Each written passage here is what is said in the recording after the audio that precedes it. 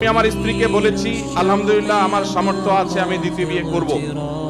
এখন সে আমাকে কসম করাইছে আমি যেন তার মরার পরে বিয়ে করি। দ্বিতীয় বিয়ে করলে কেন মেয়েরা মানতে পারে না?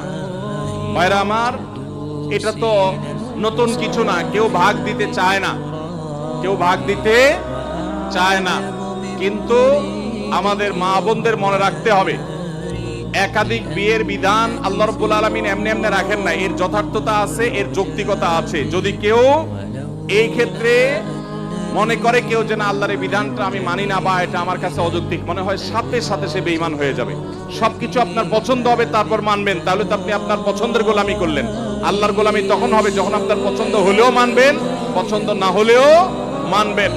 আল্লাহ রাব্বুল আলামিন পুরুষদের মধ্যে মেয়েদের চাইতে যৌন আকাঙ্ক্ষা চাহিদা বেশি রেখেছেন। এটা বৈজ্ঞানিকভাবে প্রমাণিত, এটা মহাসত্য, এটা অস্বীকার করার কোনো সুযোগ নাই। এবং নানা বাস্তবতার নিরিখে আল্লাহ রাব্বুল আলামিন পুরুষদের জন্য একাধিক বিয়ের ব্যবস্থা রেখেছেন। তাছাড়া একজন নারী তিনি যদি একাধিক স্বামীর তার থাকে, তাহলে সেক্ষেত্রে সন্তান কার হবে নিরূপণ করা জটিল হবে।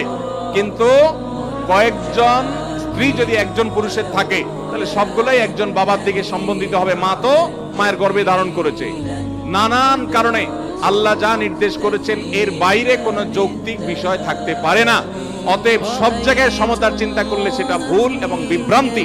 সব জায়গায় সমতা নয়, বরং কোন ক্ষেত্রে কাউকে মেয়েদেরকে কোনো ক্ষেত্রে ইসলাম অনেক বেশি দিয়েছে। যেমন খরচ কিছুই করা লাগবে না, কিন্তু সবার সম্পদের ভাগ পাবে, মোহর পাবে, এই সুযোগ মেয়েদেরকে ইসলাম দিয়েছে। আর অনেক বিষয় আছে।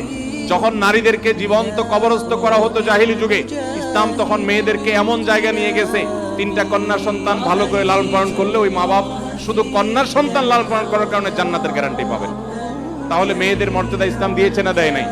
অতএব আমাদের মা বোনরা তারা এই কঠিন বিষয়টিতেও, একটা হলো তিনি ব্যক্তিগতভাবে পছন্দ করেন না, তার সতী না সুখ সেটা ভিন্ন বিষয়, কিন্তু আল্লাহর বিধানের প্রতি তার যদি সন্দেহ থাকে, সংশয় থাকে বা ঘৃণা থাকে, তাহলে সাথে সাথে ঈমান চলে যাবে। আর পুরুষরা একাধিক বিয়ে করতে হলে তারা সমতা বজায় রাখতে পারবেন কিনা এটা নিশ্চিত করা জরুরি। যদি সমতা বজায় রাখতে পারেন তখন তার জন্য সেটা জায়েজ আছে। আল্লাহ আমাদেরকে বোঝার তৌফিক দান করুন।